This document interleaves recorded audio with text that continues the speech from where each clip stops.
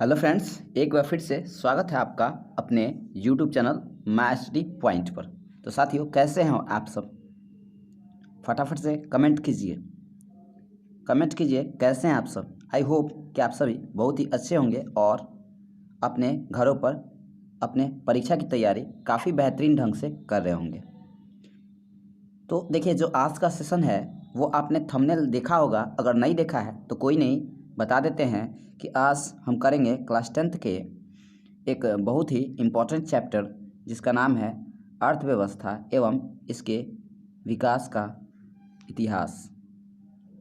तो आपके जितने फ्रेंड्स हैं, पहले इस वीडियो को उनके साथ शेयर कीजिए, तभी हम इस क्लास को स्टार्ट करेंगे। कम से कम जाइए और 20 लोगों को, कम से कम 20 लोगों को जोड़िए, ठीक है। फटाफट से आपको हम देते हैं 30 सेकेंड का समय। जाइए और इस वीडियो को फटाफट से शेयर कीजिए, जितना ज़्यादा जल्दी से जल्दी हो सके और जितना बेहतरीन तरीके से हो सके इस वीडियो को शेयर कीजिए। बिना देर किए हम इस वीडियो लेक्चर को स्टार्ट करेंगे। जितना जल्दी से जल्दी हो सके इस वीडियो लेक्चर को आप शेयर कीजिए। चलिए, आई होप कि आपने शेयर कर दिया होगा। और देखिए, पहली बार अगर चैनल पर पहली बार आए हैं तो चैनल को सब्सक्राइब भी ज़रूर कर लीजिएगा। तो देखिए, ध्यान दीजिएगा, हम प्रश्न संख्या 1 की ओर आगे बढ़ेंगे और आपके कमेंट सेक्शन को भी, मतलब हम आपके कमेंट को भी लेंगे। कमेंट भी आपका हम रीड करते रहेंगे, तो आप कमेंट कीजिएगा, हम सारे कमेंट्स का आंसर पढ़ते रहेंगे। देखिए, पहला प्रश्न है, ध्यान दीजिएगा, मानव विकास की दृष्टि से भारत के पड़ोसी देशों में किस देश की आर्थिक स्थिति इससे बेहतर है? ये सबसे बेहतर है। देखिए, ऑप्शन ए दे रखा है बांग्लादेश, बी है नेपाल, सी है म्यांमार एंड डी है श्रीलंका। बताइए इसका सही जवाब क्या होगा? बताइए इसका सही जवाब क्या होगा?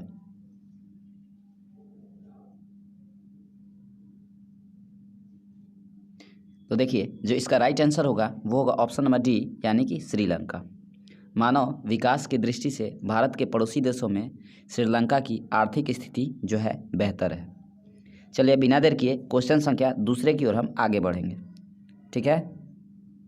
देखिए, दूसरे प्रश्न में आपसे पूछा जा रहा है कि निम्नांकित में किस राज्य को एक पिछड़ा राज्य कहा जाता है? ऑप्शन ए है पंजाब, बी है हरियाणा, सी गुजरात एंड डी बिहार। बताइए इसका सही जवाब क्या होगा? बहुत ही इजी क्वेश्चन है, ये बहुत ही इजी क्वेश्चन है, इसका जवाब कोई भी दे सकता है। बताइए इसका राइट आंसर क्या होगा? देखिए, जो प्रश्न संख्या 2 है इसका सही जवाब होगा ऑप्शन नंबर डी, यानी कि बिहार। बिहार जो है एक पिछड़ा राज्य कहा जाता है। आई होप कि आपको ये वीडियो पसंद आ रहा होगा, और पसंद आ रहा है तो वीडियो को लाइक ज़रूर कर दीजिएगा। चैनल पर नई बार आए हैं, पहली बार आए हैं तो चैनल को सब्सक्राइब भी ज़रूर कर लीजिएगा। देखिए, प्रश्न संख्या 3 में पूछ रखा है अर्थव्यवस्थाओं के मुख्य प्रकार है, यानी कि अर्थव्यवस्थाएं कितनी प्रकार की होती है? ऑप्शन ए है 2, बी है 3, सी है 4 एंड डी है अनेक। बताइए इसका सही जवाब क्या होगा? बोलिए, बताइए तीसरे प्रश्न का सही जवाब क्या होगा?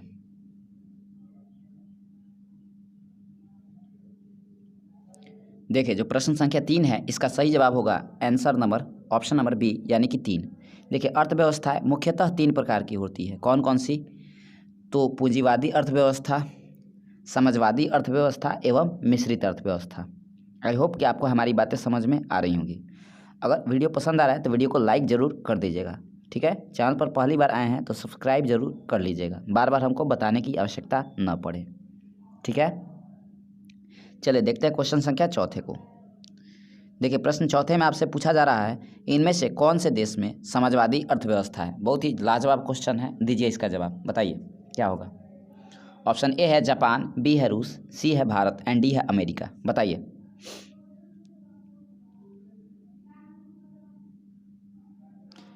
देखिए, तो आपको पता होगा, आपने पढ़ा भी होगा, समाजवादी अर्थव्यवस्था कौन से देश में माना जाता है? तो ऑप्शन नंबर बी इसका करेक्ट आंसर होगा, यानी कि रूस में समाजवादी अर्थव्यवस्था पाई जाती है, ठीक है।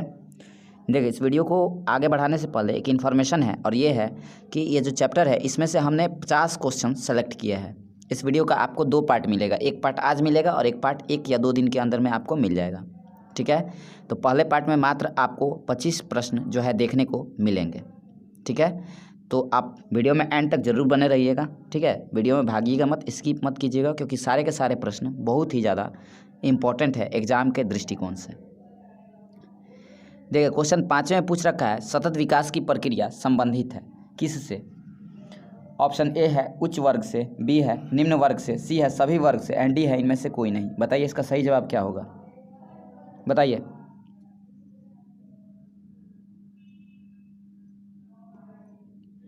देखिए, जो सतत विकास की प्रक्रिया जो है वो संबंधित होती है किससे? ऑप्शन नंबर सी से, सभी वर्ग से।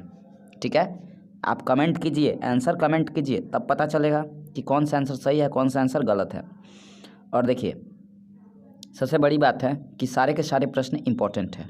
ठीक है, सारे प्रश्न इम्पोर्टेंट है। ठीक है, तो चलिए देखते हैं क्वेश्चन संख्या 6 की ओर। बिना देर के क्वेश्चन 6 में आगे बढ़ेंगे।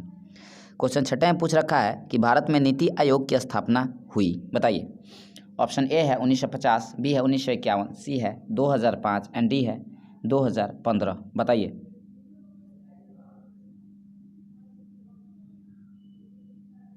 बताइए, नीति आयोग की स्थापना कब हुई थी?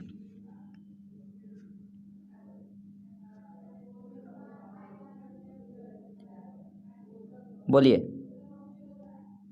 देखिए, योजना आयोग भारत में आया था 1950 में, लेकिन बात हो नीति आयोग की तो भारत में नीति आयोग की स्थापना 2015 में की गई थी। यानी कि नीति योजना आयोग का ही नाम बदल करके नीति आयोग कर दिया गया था। ठीक है, आपको ध्यान सारी बातें होनी चाहिए। अगर आप एग्जामिनर हैं, मतलब एग्ज़ाम में बढ़िया तरीके से नंबर लाना चाहते हैं, 470 प्लस जाना चाहते हैं, तो आपको सारे प्रश्न के जवाब बेहतरीन तरीके से याद होने चाहिए।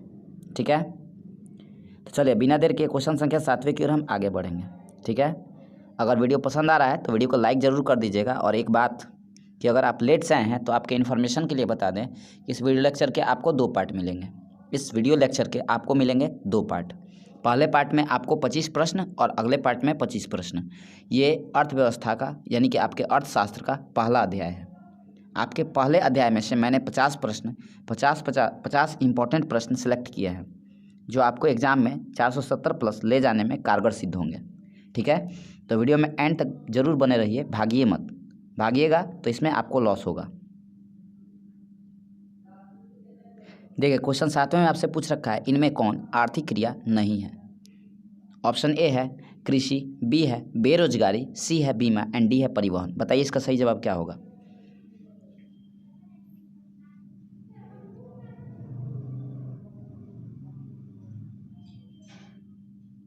तो देखिए, जो क्वेश्चन 7 है इसका सही जवाब होगा ऑप्शन नंबर सी, यानी कि बीमा। बीमा जो है ये एक आर्थिक क्रिया नहीं है। चलिए फिर देखते हैं क्वेश्चन संख्या 8 को। देखिए, प्रश्न 8 में आपसे पूछ रखा है, किस क्षेत्र को तृतीयक क्षेत्र कहा जाता है? बताइए इसका सही जवाब क्या होगा। ऑप्शन ए है सेवा क्षेत्र, बी है कृषि क्षेत्र, सी है औद्योगिक क्षेत्र एंड डी है इनमें से कोई नहीं। बताइए इसका सही जवाब क्या होगा।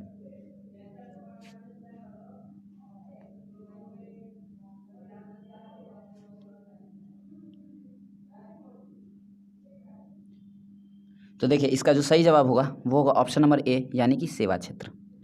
तृतीयक क्षेत्र कहा जाता है सेवा क्षेत्र को। चलिए बढ़ते हैं प्रश्न संख्या 9 की ओर। ठीक है,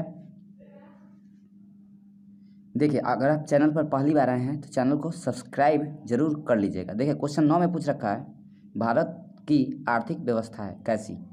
बताइए। ऑप्शन ए है समाजवादी, बी है पूंजीवादी, सी है मिश्रित एंड डी है इनमें से कोई नहीं। भारत की जो आर्थिक व्यवस्था है यानी कि जो भारत की अर्थव्यवस्था है वो कैसी है? बताइए इसका सही जवाब क्या होगा। बहुत ही आसान प्रश्न है, ये प्रश्न गलती नहीं होना चाहिए। बताइए। बताइए, भारत की आर्थिक व्यवस्था कैसी है? बोलिए इसका सही जवाब क्या होगा।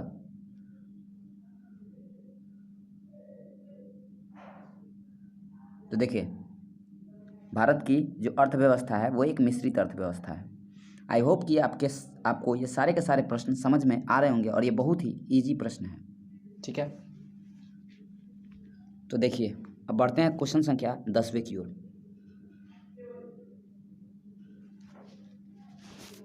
ठीक है,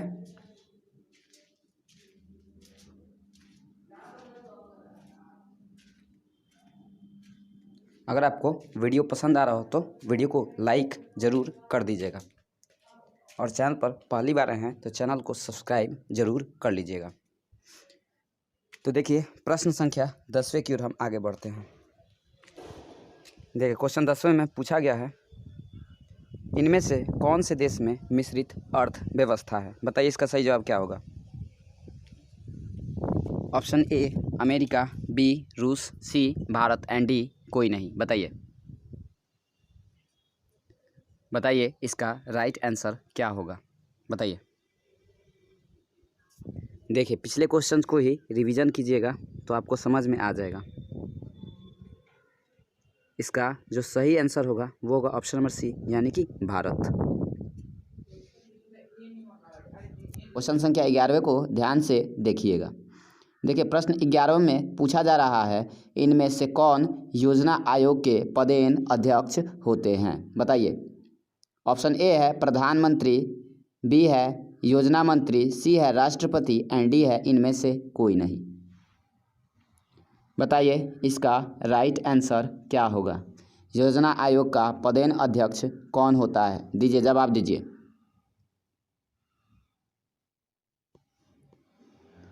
देखिए जो इसका सही जवाब होगा वो होगा ऑप्शन नंबर ए यानी कि प्रधानमंत्री। योजना आयोग का पदेन अध्यक्ष प्रधानमंत्री होता है। देखिए actually I don't want to upload videos on YouTube, मतलब मेरा कोई ख़ास वीडियो से जो है मतलब यूट्यूब से लेना देना नहीं रहता है, लेकिन कुछ लोगों के कारण हमको वीडियो जो है यूट्यूब पर अपलोड करना पड़ता है। देखिए सबसे बड़ी बात यह है कि मैं किसी का परस्पर यानी कि द्वेष के साथ मैंने कभी भी किसी भी क्लास में बुराई नहीं किया है, लेकिन एज अ एग्जाम्पल कुछ शिक्षक और विद्यार्थी भगवानपुर के यानी कि मेरे आसपास के लोकेलिटी के, उनका इतना ज़्यादा क्या कहा जाए कि स्वभाव बहुत ही बिगड़ा हुआ है। बिगड़ा स्वभाव कह लीजिए तो भी कोई इसमें दो राय नहीं है।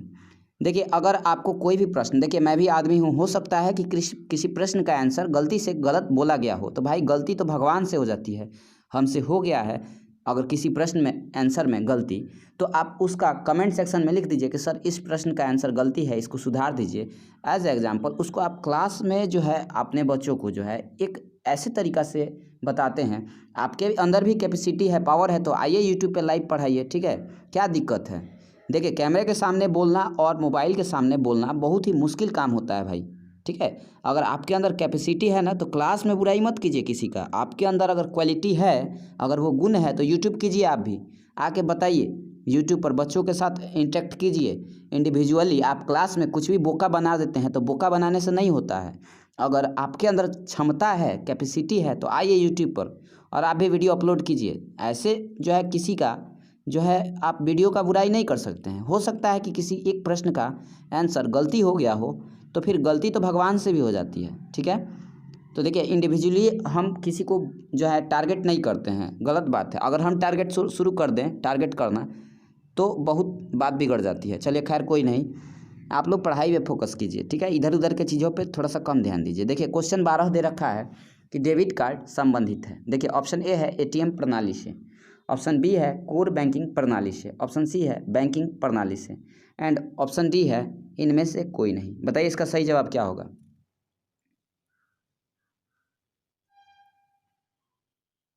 प्रश्न 12 का सही जवाब ऑप्शन नंबर ए होगा यानी कि एटीएम प्रणाली से। जो डेबिट कार्ड है वो संबंधित होता है किससे? एटीएम प्रणाली से। देखिए सबसे बड़ी बात है ना कि यूट्यूब पर पढ़ाना एक बहुत ही सिंपल बात नहीं है भाई, क्योंकि इसको पूरी दुनिया देखती है। आप क्लास में विद्यार्थी को कुछ भी बता सकते हैं, लिखवा सकते हैं, वो विद्यार्थी जानता है, लेकिन ओनली वन यूट्यूब पर आकर के बोलना, यूट्यूब पे वीडियोस अपलोड करना और बनाना वीडियो को, ये साधारण काम नहीं है। अगर आपके अंदर है कैपेसिटी तो आइए आप भी आप भी वीडियोज़ बनाइए, अपलोड कीजिए, चैनल बनाइए। देखिए मेरे चैनल पर 140-45 से ज़्यादा वीडियो है, ठीक है, और पढ़ाते हुए अबाउट 6 साल से ज़्यादा का समय हो चुका है। तो एक अपने आप में नॉलेज, एक्सपीरियंस, और कोई ऐसा वर्ष नहीं रहा है जिस साल 450 से नीचे कोई रिजल्ट रहा हो, ठीक है। वो चाहे 2016 की बात क्यों ना हो, 2016 में सबसे ज़्यादा विद्यार्थी फेल किए थे, ठीक है। तो खैर कोई नहीं, हम ज़्यादा नहीं बोलेंगे किसी के बारे में, क्योंकि कुछ लोगों को आदत है पंचवर्षीय योजना के तहत पढ़ाने की। 5 साल में विद्यार्थी को पढ़ा के 450 नंबर मंगवाएंगे और उसके बाद दूसरे का क्रिटिसाइज करेंगे। तो भाई क्रिटिसाइज करना छोड़िए, आप अपने ऊपर ध्यान दीजिए, ठीक है। आप अपने से ख्याल रखिए ना भाई, ठीक है। आप अपने ऊपर ध्यान दीजिए, ठीक है। आप अपने में इम्प्रूवमेंट कीजिए, हमारे को क्या सुधारिएगा आप। देखिए क्वेश्चन 13 है, निम्नांकित में कौन नवीकरणीय प्राकृतिक संसाधन है, बताइए। ऑप्शन ए है कोयला, बी है पेट्रोलियम, सी है गैस एंड डी है भूमिगत जल। बताइए इसका राइट आंसर क्या होगा। देखिए तो इसका जो राइट आंसर होगा वो होगा ऑप्शन नंबर डी, यानी कि भूमिगत जल। नवीकरणीय प्राकृतिक संसाधन क्या होगा, तो भूमिगत जल होगा, ठीक है। आई होप कि आपको ये वीडियो पसंद आ रहा होगा। वीडियो पसंद आ रहा है तो लाइक कीजिएगा, ठीक है। देखिए हमने जो भी बात बोला है ना भाई, मन का भड़ास जो है ना मन में रखा नहीं जाता यार। मान लीजिए कि कोई भी क्वेश्चंस का आंसर अगर गलती हो जाता है तो भाई कमेंट कर दीजिए, हो सकता है कि हमसे गलती हो गया हो। कोई भी विधाता तो नहीं है किसी भी सब्जेक्ट का, लेकिन देखिए आप उसको क्लास में क्रिटिसाइज करते हैं तो थोड़ा सा नहीं, बहुत बुरा लगता है, ठीक है। आप भी शिक्षक हैं, आप अपने मर्यादा का ख्याल रखिए ना, ठीक है। देखिए प्रश्न 14 को ध्यान से देखिएगा। देखिए क्वेश्चन 14 में पूछ रखा है कि भारत में योजना आयोग का गठन कब किया गया था, ठीक है। अब हम दूसरी बातें नहीं बोलेंगे, ठीक है। आप लोग वीडियो पर फोकस कीजिए, बताइए। ऑप्शन ए है 15 मार्च 1950, ऑप्शन बी है 15 सितंबर 1950, ऑप्शन सी है 15 अक्टूबर 1951 एंड ऑप्शन डी है इनमें से कोई नहीं। बताइए इसका राइट आंसर क्या होगा। देखिए हमने आपको बताया था योजना आयोग, ठीक है। योजना आयोग और नीति आयोग दोनों में अंतर है। नीति आयोग का जो गठन है वो 2015 में किया गया है, और योजना आयोग ये 1950 का जो है संस्था है। तो बताइए इसका राइट आंसर क्या होना चाहिए। अब तो हमने आपको बता दिया, इशारा दे दिया, सी और डी तो इसका राइट आंसर होगा नहीं।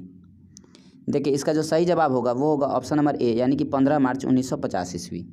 14 का जो राइट आंसर है वो ऑप्शन नंबर क्या होगा, ए होगा, ठीक है। देखिए क्वेश्चन संख्या 15 की ओर ध्यान से हम देखेंगे, ठीक है। वीडियो पसंद आ रहा है तो इसको लाइक ज़रूर कर दीजिएगा। देखिए क्वेश्चन 15 में पूछ रखा है बिहार में जीवन यापन का मुख्य साधन है, बताइए। ऑप्शन ए है कृषि, बी है उद्योग, सी है व्यापार एंड डी है उपयुक्त सभी। बताइए इसका सही जवाब क्या होगा। प्रश्न संख्या 15 का राइट आंसर क्या होगा, बताइए। देखिए हम सबका कमेंट ले रहे हैं, कमेंट सबका हम ले रहे हैं, ठीक है। देखिए भाई बहुत सारे लोग ऐसे हैं जो लाइव क्लास के पीछे पड़ गए हैं। भाई आपके अंदर डर आ गया है, आपको ऐसा डर लग रहा है कि आपका विद्यार्थी भाग जाएगा, तो डरिए मत, ठीक है। उसको मेरा वीडियो देखने से मना कीजिए, ठीक है। आप डरिए मत, ठीक है। डरने की कोई आवश्यकता नहीं है। वैसे भी हमारे पास जितना है जो है काफ़ी ज़्यादा है, ठीक है। डरने की कोई ज़रूरत नहीं है। आपका विद्यार्थी हमारे पास नहीं भागेगा, डरिए मत। देखिए जो इसका सही आंसर होगा वो होगा ऑप्शन नंबर ए, यानी कि बिहार में जीवन यापन का मुख्य साधन क्या है, कृषि है। चलिए देखते हैं क्वेश्चन संख्या 16 को। वीडियो पसंद आ रहा है तो इसको लाइक ज़रूर कर दीजिएगा। देखिए क्वेश्चन 16 में पूछा गया है देश में सब्जी के उत्पादन में बिहार का स्थान है, बताइए। बहुत बढ़िया क्वेश्चन है। ऑप्शन ए है पहला, बी है दूसरा, सी है तीसरा एंड डी है चौथा। बताइए इसका राइट आंसर क्या होगा। बताइए बिहार कौन सा स्थान रखता है सब्जी के उत्पादन में।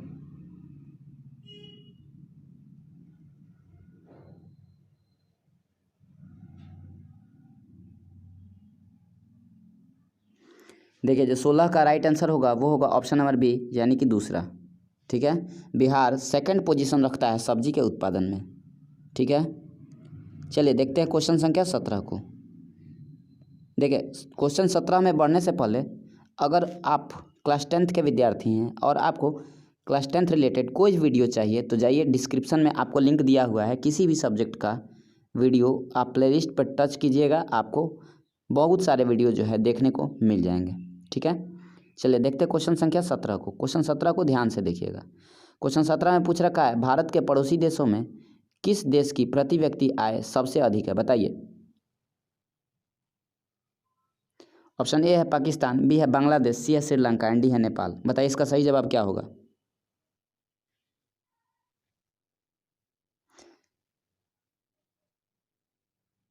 देखिए वैसे तो ये आंकड़ा पुराना है, लेकिन अब बता देते हैं।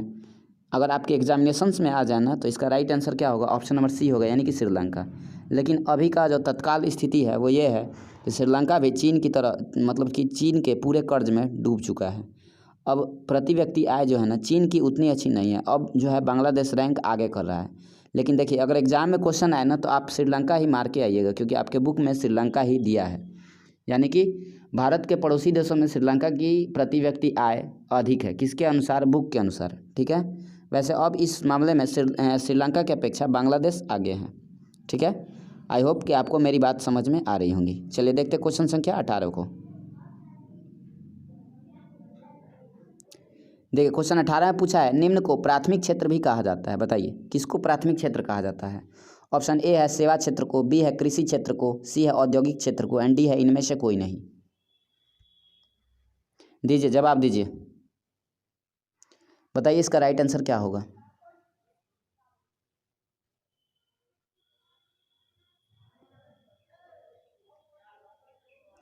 देखिए जो इसका राइट आंसर होगा वो होगा ऑप्शन नंबर बी, यानी कि कृषि क्षेत्र जो है वो प्राथमिक क्षेत्र कहलाता है। ठीक है, जो औद्योगिक क्षेत्र है वो कहलाता है द्वितीयक क्षेत्र, और जो सेवा क्षेत्र है वो कहलाता है तृतीयक क्षेत्र।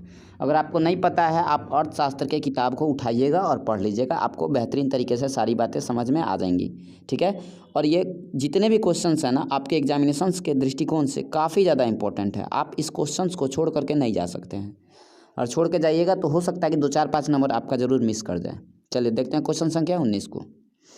देखिए क्वेश्चन 19 में पूछ रखा है कि जिस देश का राष्ट्रीय आय अधिक होता है वह देश कहलाता है। बताइए ऑप्शन ए है अविकसित, ऑप्शन बी है विकसित, ऑप्शन सी है अर्धविकसित एंड डी है इनमें से कोई नहीं। बताइए इसका राइट आंसर क्या होगा।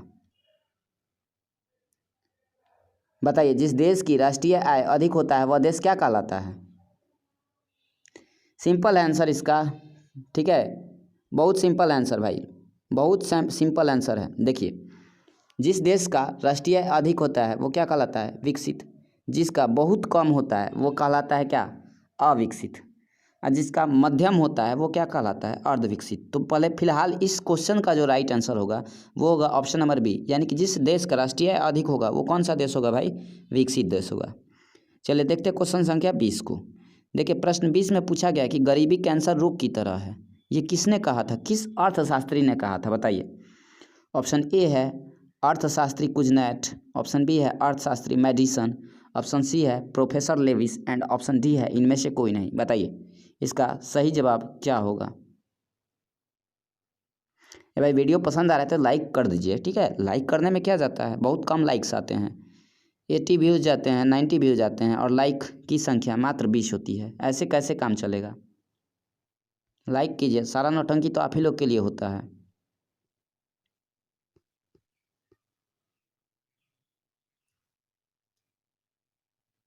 देखिए जो 20 का राइट आंसर होगा वो होगा ऑप्शन नंबर ए, यानी कि कुजनैथ जी ने कहा था कि गरीबी जो है वो कैंसर के रोग की तरह है। ठीक है, अब ज़्यादा देर न लेते हुए फटाफट से बाकी के प्रश्नों को हम क्लियर कराएंगे। चलिए देखिए प्रश्न 21 पर कंसंट्रेट कीजिएगा। देखिए क्वेश्चन 21 में पूछ रखा है किस क्षेत्र को द्वितीयक क्षेत्र कहा जाता है। ऑप्शन ए है सेवा क्षेत्र, बी है कृषि क्षेत्र, सी है उद्योग एंड डी है कोई नहीं। बताइए इसका सही जवाब क्या होगा। बताइए किस क्षेत्र को द्वितीयक क्षेत्र कहा जाता है, सेवा को या कृषि को या उद्योग को या फिर कोई नहीं। बताइए बताइए इसका सही जवाब क्या होगा।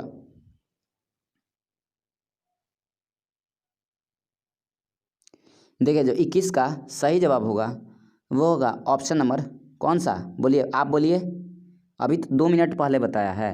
ऑप्शन नंबर सी होगा, यानी कि द्वितीयक क्षेत्र कहा जाता है किसको, उद्योग को। फिर से एक बार रिकैप करा दे, बोलिए प्राथमिक क्षेत्र कहा जाता है किसको, कृषि को, द्वितीयक क्षेत्र कहा जाता है उद्योग को, और तृतीयक क्षेत्र कहा जाता है किसको, सेवा क्षेत्र को। आप ध्यान रखिएगा तो सारी चीज़ें आपको ध्यान में रहेंगी, नहीं ध्यान रखिएगा तो कुछ भी याद नहीं रहेगा। चलिए देखते हैं क्वेश्चन संख्या 22 को। क्वेश्चन 22 को ध्यान से देखिएगा। क्वेश्चन 22 में पूछा गया है 11वीं पंचवर्षीय योजना की अवधि क्या है। बताइए ऑप्शन ए है 2008 से 13, ऑप्शन बी है 2006 से 11, ऑप्शन सी है 2009 से 14 एंड डी है 2007 से 12। बताइए बताइए क्वेश्चन 22 का राइट आंसर क्या होगा, बोलिए।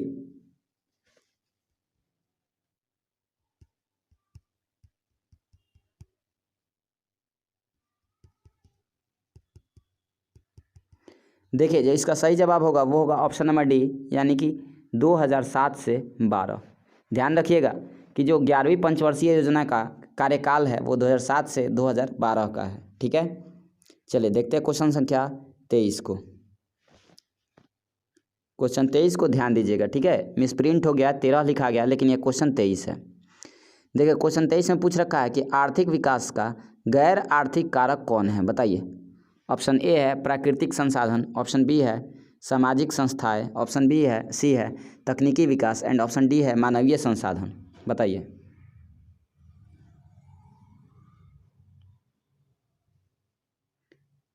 बताइए आर्थिक विकास का गैर आर्थिक कारक कौन है। आंसर समझ में आ रहा है इसका कुछ, बताइए। तुक्का तुक्का लगा रहे होंगे आप लोग। यहाँ पर तुक्केबाजी कीजिएगा तो ये आंसर गलत होगा। देखिए इसका जो सही जवाब होगा वो होगा ऑप्शन नंबर बी, यानी कि 23 का जो राइट आंसर होगा वो होगा ऑप्शन नंबर बी। आर्थिक विकास का गैर आर्थिक कारक क्या है, तो सामाजिक संस्थाएं है। ठीक है, ठीक है। चलिए देखते हैं क्वेश्चन संख्या 24 की ओर। अब एक दो प्रश्न और रह गया है। ठीक है, तो वीडियो को लाइक कर दीजिए और चैनल पर पहली बार आए हैं तो सब्सक्राइब जरूर कर लीजिएगा। ठीक है, देखिए कुछ बातें ऐसी है ना जो आदमी बोलना नहीं चाहता, लेकिन इतना ना ज़्यादा जो है ना किसी भी व्यक्ति को आप प्रेशराइज कीजिएगा तो थोड़ा सा जहर उगलेगा वो। ठीक है, नॉर्मल बात है। देखिए वैसे मैं जहर उगलने में विश्वास नहीं रखता हूँ, मैं मेहनत में विश्वास रखता हूँ। ठीक है, और आज तक जो भी है जितना भी है मेहनत के दम पर है। ठीक है, किसी का बुराई अच्छाई करने से कोई फ़ायदा नहीं है। प्रोपगेंडा फैलाइएगा, बाद में विद्यार्थी को जब असलियत पता चल जाएगा तो वो आपके ऊपर ही थूकेगा। ठीक है, विद्यार्थी किसी का नहीं होता है। चलिए देखिए क्वेश्चन 24 को ध्यान से देखिएगा। चलिए कोई नहीं, देखिए क्वेश्चन 24 में पूछ रखा है कि जीवन की भौतिक गुणवत्ता का सूचक है। बताइए। जीवन की भौतिक गुणवत्ता का सूचक है, बताइए। ऑप्शन ए है जीवन प्रत्याशा, बी है शिशु मृत्यु दर, ऑप्शन सी है मौलिक साक्षरता एंड डी है ये सभी। बताइए इसका राइट आंसर क्या होगा।